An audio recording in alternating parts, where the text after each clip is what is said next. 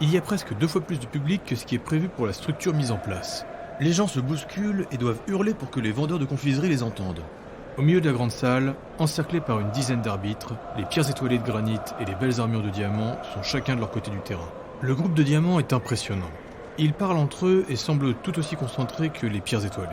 Ilyes s'inspire profondément. Elle a déjà Céleste dans les mains et l'arme s'illumine pour l'encourager. Ular, lui, est tout sourire.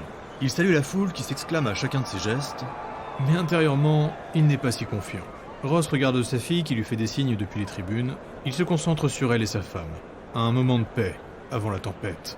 Shinsu, lui, a les yeux fixés sur ses adversaires. À l'instar d'Ilyes, il a la dévoreuse dans les mains. Le visage fermé, il examine ce qu'il va affronter. Raylord, de son côté, finit de s'étirer. C'est une sorte de rituel qu'il aime faire avant les matchs, et le public adore le regarder. Il se tourne vers le maître du tonneau qui est sur le banc de touche. Son coach lui fait un signe réconfortant. Là encore, c'est quelque chose de l'ordre du rituel. Raylord remarque cependant que Kirik est venu, et il ne peut s'empêcher de sourire. Kirik le voit faire, et elle fronce ses sourcils. J'ai beau avoir fait la guerre, cette pression est dans notre ordre. S'inquiète Ross. Le Valkyne resserre les sangles de son équipement et vérifie son arc pour la 5e fois consécutive. Ilyes approuve. En effet, c'est moins inquiétant et pourtant, c'est plus stressant. Et Shinsu rajoute.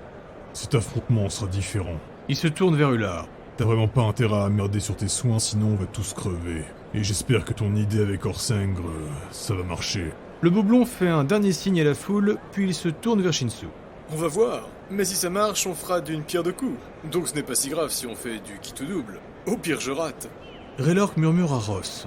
Et toi, fais attention quand même. On n'est pas à l'abri que ton attaque ne fonctionne pas. Ross regarde les 2 tannes de l'équipe d'en face. Je ne vais pas tout miser là-dessus, mais je vais quand même essayer de leur envoyer tout ce que je peux. Je pense toujours qu'ils peuvent pas s'y attendre. Ular a un grand sourire. Mais si ça passe, ça sera révolutionnaire. Puis le Skald pose une main sur le dos musclé du guerrier magique. En tout cas, mon champion, tu avais raison. Raylord fait briller ses failles et gonfler son torse, d'un air satisfait. À propos de quoi? Que le Bristono serait parfait pour augmenter notre cohésion. Je ne me suis jamais senti aussi proche d'un groupe avant cet instant précis. Les pierres étoilées se regardent. Ular continue. Offrons à ces gens un bon spectacle et surtout, gagnons ce match pour devenir riches et célèbres. Les arbitres vont se mettre en position. L'arbitre principal est une Frostalf de la maison d'Eir. Elle est tout de blanc vêtue, mais ses habits sont légers pour pouvoir courir et se déplacer rapidement. Le public est de plus en plus silencieux. Les 2 équipes se mettent en position. Ils sont tous sur leur ligne de départ. Les choses s'annoncent offensives car personne ne reste au niveau du pic. Le stress monte. Les failles de Raylord pulsent de plus en plus. Ular murmure un chant. Rien de magique. Il n'a pas le droit avant le début de l'affrontement. Mais ça reste réconfortant. La dévoreuse tremble. Céleste scintille. Ross a une flèche métallique d'encocher. Ils sont tous sur leurs appuis, prêts à s'élancer. Ils n'entendent plus les murmures de la foule. Ils n'entendent même pas Ulmaritina. Ils sont concentrés sur ce match où tout va se jouer. Pour la gloire, pour l'or, mais surtout pour se prouver eux-mêmes qu'ils sont prêts. Ils doivent gagner. 3, 2, 1... Brisé! Les 10 participants s'élancent sans perdre un instant. Tous en sprint vers le tonneau. Ça s'annonce violent. L'imposant Valkyne Norsengr est le plus rapide. Il est massif et pourtant si agile. Mais alors qu'il pourrait arriver avant les autres, il se lance dans une vrille incroyable. Et il envoie son énorme hache. Un mouvement complètement inattendu. Raylord Dratek était devant, mais alors qu'il était pris dans son élan... Oh, ce qui vient de se prendre! La hache de Orsengre vient de haut! Oh les dieux, il est presque coupé en 2. Ce n'est que grâce aux soins d'urgence d'Ular, mais aussi de la célèbre résilience du guerrier magique, que les arbitres n'ont pas soigné et disqualifié Raylord. Mais il est certain qu'avec la violence du coup, des arbitres moins qualifiés auraient tenté de le sauver. Nombreux dans la foule ont pensé qu'il allait tomber. Mais Raylord est toujours sur ses pieds. Il est cependant stoppé dans son élan, et il est complètement recroquevillé. Il tombe à genoux. Izaki envoie sa foudre pour le finir. Mais Ross contre l'attaque électrique avec un éclair rougeoyant. La stratégie des pierres étoilées change soudainement, et plutôt que de courir jusqu'au tonneau, Ular se place devant Raylord et Ilyes accourt pour l'aider à retirer la hache horriblement plantée. Shinsu lui passe sur la droite pour bloquer l'avancée de Igarenor. Le viking torse nu avec les 2 gros marteaux fonce sur eux. Il a cependant perdu un instant à l'arrière avec Izaki. Les 2 semblent avoir fait quelque chose de particulier. Le soigneur de diamants, Orena Kivork, arrive sur le tonneau et le récupère. Il hurle des noms de techniques codées à ses coéquipiers. La Valkyrie Palmea est légèrement en retrait, mais assez proche pour défendre chacun des membres de son groupe. Leur positionnement est parfait! Il faut la force combinée de Raylord et d'Ilyes pour sortir la grosse hache du corps du troll. Le guerrier magique crache du sang. Ular a les 2 boucliers en avant. Raylord a tout de même la présence d'esprit de dire à Ilyes: Balance la hache dehors! D'un habile et magnifique mouvement coordonné, Ilyes Travanor tourne sur elle-même pour envoyer la hache, et avec Ular, il change de place. Elle se positionne pour protéger Raylork et le Skald, et Ular lui commence à incanter un soin.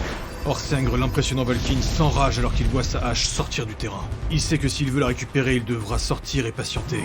Alors il devient fou de colère, et ses muscles sont encore plus impressionnants.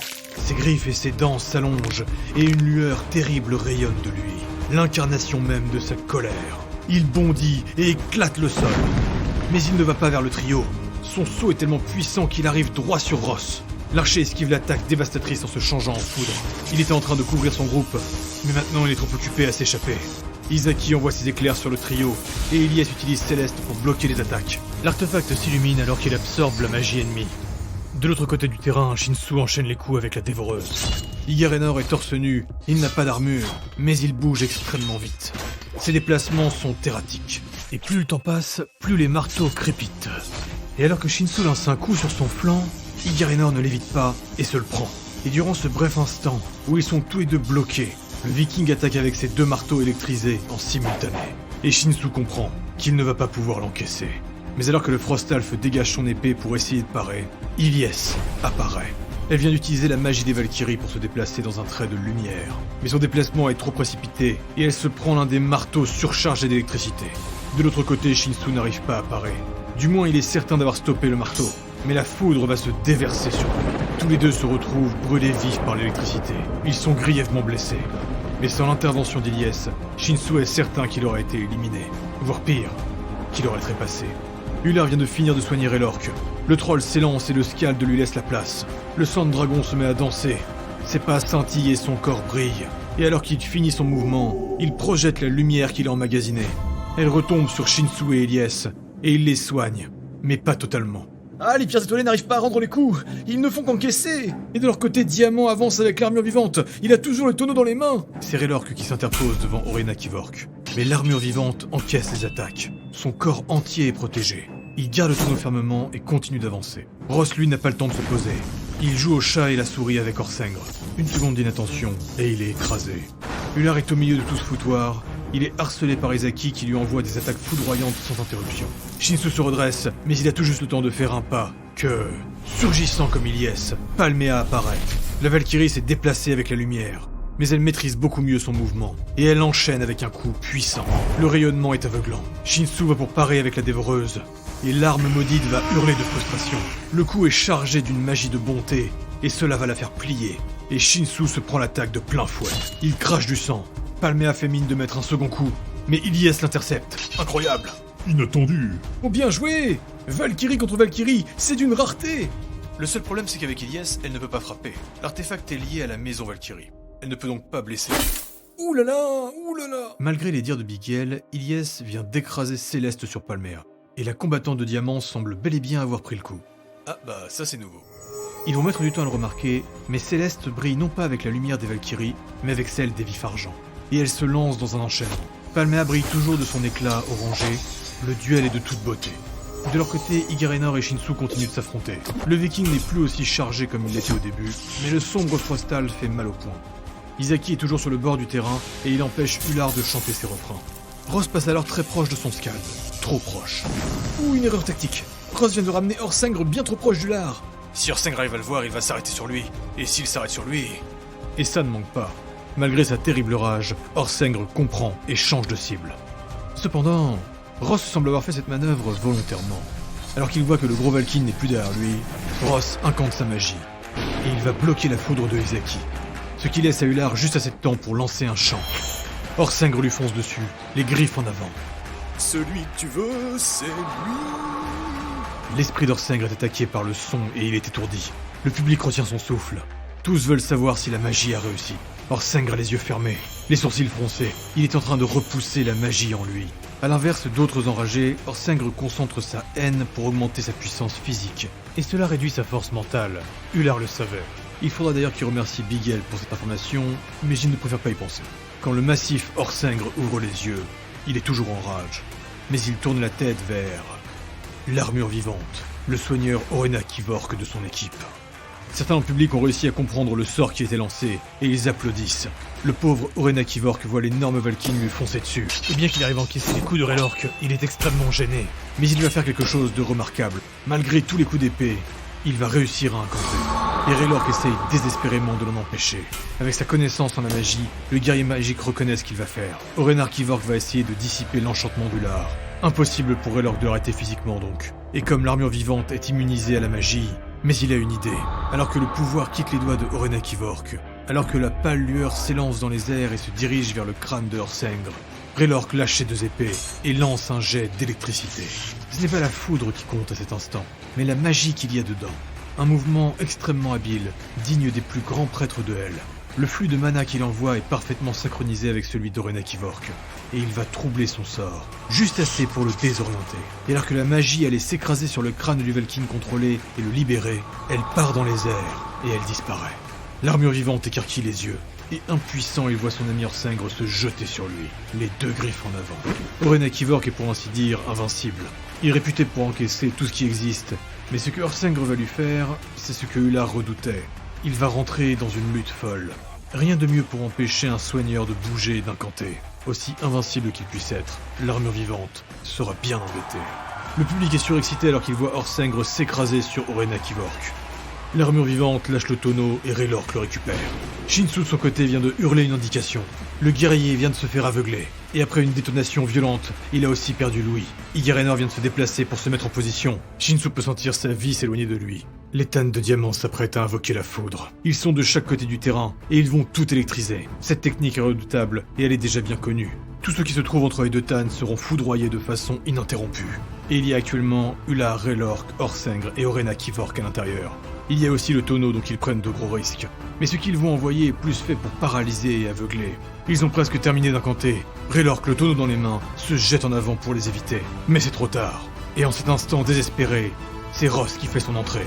Il a bandé son arc et chargé sa flèche métallique de sa foudre rougeoyante. Il tire, il vise le Frost-Elf Izaki, mais ce dernier semble nullement inquiété. En effet, contre la foudre, il est immunisé. Tout en continuant d'incanter, il se protège avec son bouclier. Le tir est tellement puissant que la flèche se plante dedans. Mais alors quelque chose d'inattendu se produit. La foudre rouge se décharge sur lui. Et pour la première fois depuis des années, Izaki va sentir la douleur produite par l'électricité. Avec les semaines qui sont passées, Ross a appris à maîtriser ce qu'il avait. Cette foudre est différente. Elle se rapproche beaucoup plus du feu maintenant. Izaki encaisse comme il peut, mais l'incantation est retardée. Et cela laisse juste assez de temps à Raylork pour s'échapper. Orena Kivork, lui, est toujours au sol dans sa lutte terrible avec son ami enragé. Il est des plus blasés. Et il regarde Horsengr avec un air désolé. Il essaie enfin de se libérer, mais le gros Valkyne est bien trop puissant. Et dans ces conditions, il n'est même pas possible pour lui d'invoquer. Oh, regardez les coups! En imprégnant la magie des vifs argent, Ilyes augmente sa rapidité, mais ça lui permet aussi de pouvoir la toucher! Alors que le duel entre les Valkyries continue, Palmea envoie un coup chargé de magie. La lance de la combattante de diamant s'écrase sur Ilyes. Pendant un bref instant, elle est aveuglée. Palmea a été touchée à plusieurs reprises au niveau des jambes, et elle boite. Ilyes utilise une technique particulière pour l'handicaper. Mais le rayonnement orangé s'intensifie, elle charge sa magie, et elle s'élance sur Raylork dans un trait de lumière, pour apparaître devant lui. Elle change sa garde de position, brandit sa lance au-dessus de sa tête. Raylork a toujours le tonneau dans les mains, et il vient de récupérer une épée dans son dos. Mais la Valkyrie tombe à genoux pour esquiver son coup, et elle lui plante sa lance avec méthode dans la cuisse. Raylork est immédiatement stoppé dans son élan. Oh, c'est stupéfiant! Une technique bien connue des Valkyries. Rien de mieux pour... C'est Ilyes qui apparaît maintenant derrière Palmea. Elle a utilisé la même technique pour se déplacer, et elle a la même posture pour attaquer. Céleste est toujours infusée par les pouvoirs des vifs argent. Et Ilyes l'écrase sur la cuisse de la Valkyrie de Diamant. Palmea pousse un cri de frustration. Elle ressort sa lance de la jambe de Raylork et essaye de frapper Ilyes. Mais la vif argent part le coup. Avec sa seule jambe valide, Raylork fait un pas en arrière, puis il tombe le cul par terre. Mais avant de finir au sol, il lance le tonneau. Du coin de l'œil, il a aperçu la foudre de Ross. Juste après avoir tiré sa flèche pour arrêter l'incantation, le vieux Valkyne s'est déplacé vers la pyramide. Le tonneau est dans les airs, et Ross le récupère. Incroyable, ce jouement passe. Shinsu a repris son duel avec Igarenor. Le viking est de plus en plus en colère. Il veut aller aider son groupe mais il ne peut rien faire. Ses yeux crépitent et la foudre l'entoure. Malgré les parades de Shinsu, il est de plus en plus brûlé par l'électricité. Ular continue de canaliser sa magie pour contrôler Horsengr et son esprit. Mais il prend quand même un instant pour soigner la blessure de Raylork. Vite Raylork, tu le mouvement! Il n'a pas le temps de finir que Izaki arrive sur lui. Et une frappe foudroyante s'écrase sur l'un des boucliers d'Ular. Raylork est maintenant soigné et il s'élance en direction de la pyramide.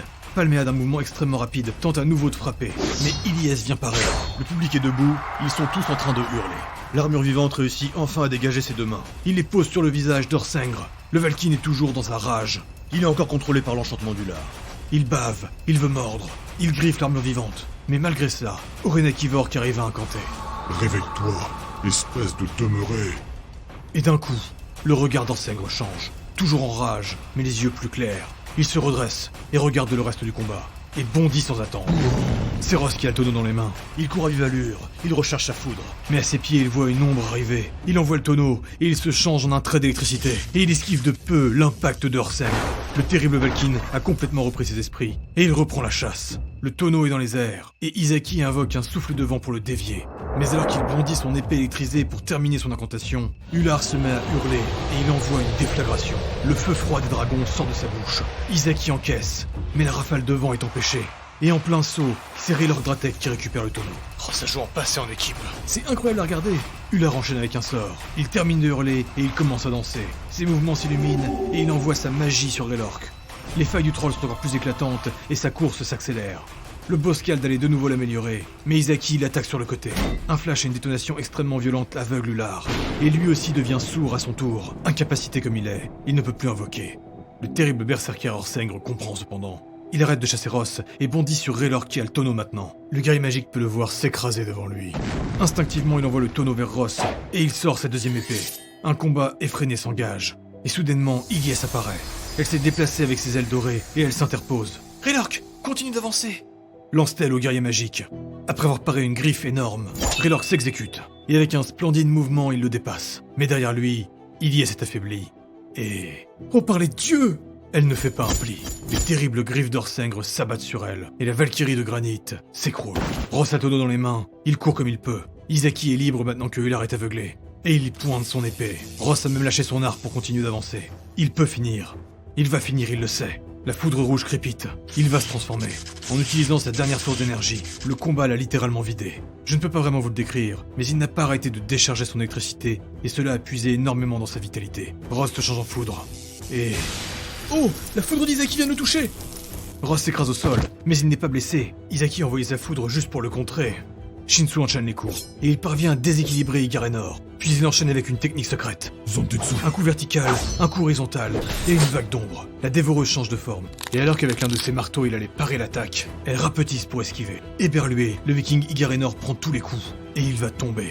Mais au dernier moment, un soin extrêmement puissant va le relever. Son soigneur, l'armure vivante, vient de le réveiller. Shinsu allait continuer son attaque, mais surgissant de la lumière, Palmea apparaît dans son dos, et elle va littéralement le transpercer. La Valkyrie ne peut plus courir, mais elle peut encore utiliser ses pouvoirs pour se déplacer. Shinsu s'écroule sous son coup, et cela permet à Igarenor de lancer le signal. Son ami Izaki a bien compris, et les deux vont se mettre à faire des mouvements synchronisés. Les Tans forment un arc électrique. Il est impressionnant à voir, et leur cible n'est autre que Raylord Dratek. Shinsu et Ilyes sont au sol. Ross se remet tout juste du contre. Je crois qu'Ular est encore aveugle. Je pense que c'est la fin là. Raylord se lance. Il récupère le tonneau que Ross a lâché et qui roule par terre. Ils ne sont plus qu'à quelques pas de la pyramide. L'arc électrique éclate, et il s'abat sur Raylord, paralysant son corps, contractant tous ses muscles. Même ses failles s'électrisent. Il lutte. Il hurle. Il s'enrage. Le tonneau ne semble pas être affecté. Malgré la puissance de leur attaque, ils parviennent à la contrôler. Orsengre vient de finir Ilyes, et il bondit sur le troll. Ross se jette en avant pour l'arrêter, mais il se fait éventrer et disqualifier. Il était épuisé, Orsengre n'en a fait qu'une bouchée. Et soudain, un cri venant de l'arrière, toujours aveuglé, Ular Volem vient de se jeter sur Izaki. Cela fait dévier sa magie, mais le pauvre sang de dragon se la prend de plein fouet. Raylork est ainsi libéré de la paralysie. Il plonge en avant. Derrière lui, l'impact de Orsengre le fait trembler. Raylork tend le bras, et d'un mouvement lourd et décisif, brise le tonneau.